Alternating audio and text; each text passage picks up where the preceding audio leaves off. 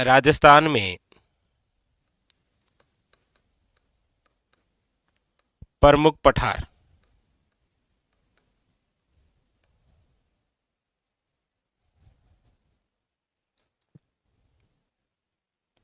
देखिए, राजस्थान में जब हम प्रमुख पठारों की बात करते हैं तो हमारे जहन में सबसे पहले यदि कोई पठार आएगा, तो यदि मैप के माध्यम से कोशिश करें हम, तो देखिए ये रहा, ये हमारा प्यारा सा राजस्थान।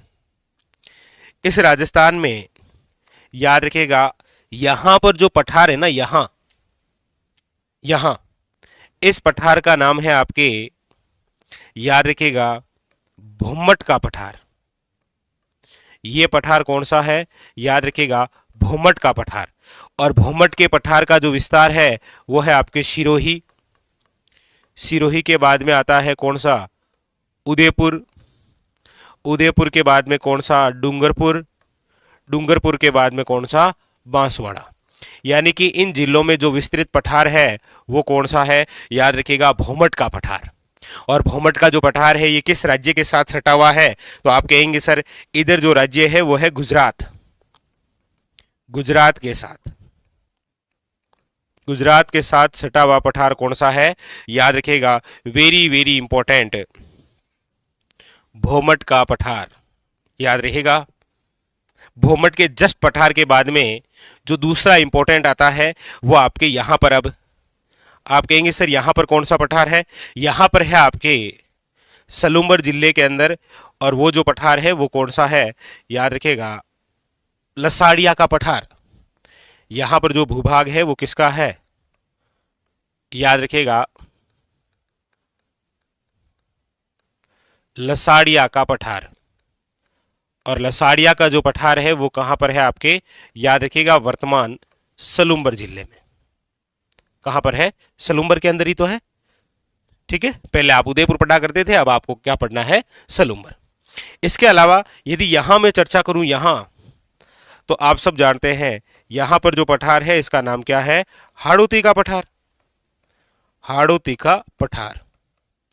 और ये जो हाड़ौती का पठार है, याद रखिएगा, ये आपके कोटा, बूंदी, बारां और झालावाड़ यहां विस्तृत है। ठीक है, लेकिन अब इसके अलावा जो दो पठार में लिख रहा हूं बहुत ज्यादा इंपॉर्टेंट है।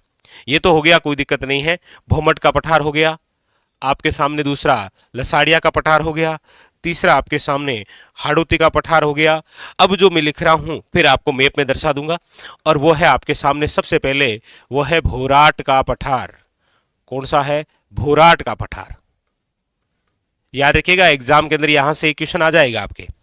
भूमट का पठार, ये है भोराट का पठार। भूमट का जो पठार है वो गुजरात राज्य के साथ सटा हुआ है, सिरोही, उदयपुर, डूंगरपुर और बांसवाड़ा जिलों में विस्तृत है। लेकिन भोराट के पठार की जब बात आती है तो ये विस्तृत है आपके गोगुंदा से लेकर कुंभलगढ़, यानी कि कुंभलगढ़ से गोगुंदा। कुंभलगढ़ कहां पर है? आप कहेंगे सर राजसमंद में। और गोगुंदा कहां पर है? आप कहेंगे सर उदयपुर में। तो कुंभलगढ़ से लेकर गोगुंदा के मध्य का जो भाग है उसे आप क्या बोलते हैं? याद रखिएगा, भोराट का पठार। ये भी इंपॉर्टेंट है। इसके अलावा एक विशेष और पठार है आपके सामने, और वो है ऊपरमाल का पठार। ऊपरमाल का पठार।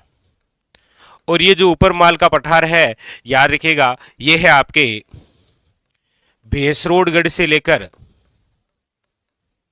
भैंसरोडगढ़ से बिजोलिया के मध्य का जो भाग है, भैंसरोडगढ़ से बिजोलिया के मध्य का भाग ऊपरमाल का पठार कहलाता है। यहां याद रखना है कि ये भैंसरोडगढ़ किस जिले में है? चित्तौड़गढ़ में। जबकि बिजोलिया कहां पर है आपके? याद रखिएगा, भीलवाड़ा में। ठीक है, ये भी अपने आप में बहुत इंपॉर्टेंट है। इसके अलावा यदि मैं और चर्चा करूं तो याद रखिएगा, मोस्ट इंपॉर्टेंट एक पठार आता है आपके मेसा का पठार। कौन सा पठार है? मेसा का पठार। और ये जो मेसा का पठार है ये है आपके जिस जिले में, वो जिला कौन सा है? याद रखिएगा, चित्तौड़गढ़। इसके अलावा आपके सामने आता है एक उड़िया का पठार। उड़िया का पठार, और उड़िया का पठार कहां पर है, याद रखिएगा शिरोई के अंदर। एक आता है आपके सामने आबू का पठार, और आबू का जो पठार है ये भी कहां पर है, याद रखिएगा शिरोही में। ये भी कहां पर है, शिरोई के अंदर, याद रखिएगा। एक आता है आपके, चलिए ये आप कमेंट करके बताना, एक है आपके मानदेसरा का पठार, मानदेसरा का पठार, मानदेसरा का पठार कहां पर है। इसके अलावा यदि और चर्चा आप करेंगे तो देखिए इसके अलावा आता है आपके सामने कांकनवाड़ी का पठार, और कांकनवाड़ी का जो पठार है वो आता है आपके कहां, याद रखिएगा अलवर के अंदर। इसके अलावा यदि आप बात करेंगे तो आपके सामने आ जाएगा क्राशका का पठार, और क्राशका का जो पठार है ये भी आपके कहां पर है, याद रखिएगा अलवर के अंदर। यानी हमारे राजस्थान में प्रमुख रूप से जितने भी पठारों से क्वेश्चन आते हैं वो पूरे पूरे आपके सामने ये रहे।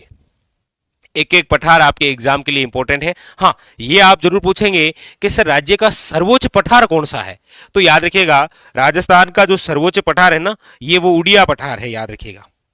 हमारे राजस्थान का जो भी सर्वोच्च पठार है वो कौन सा है, याद रखिएगा उड़िया पठार। ठीक है, तो देखिए कौन कौन से पठार हुए।